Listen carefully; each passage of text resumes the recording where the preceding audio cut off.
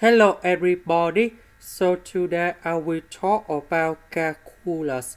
The topic today is about differential equations. So now I will show you how to answer. About this one, you got about e to the power of 2x minus y minus s minus y. 2x minus s, you got about s. Negative y, you got about negative 2y. And this one, I can write into e to the power of s over e to the power of 2y. So the s we put on the right, e to the power of 2y we put on the left.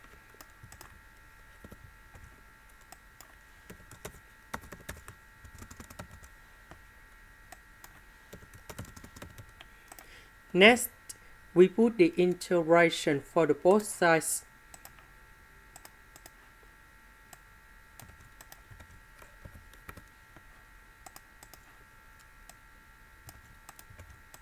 And now we have the final answer.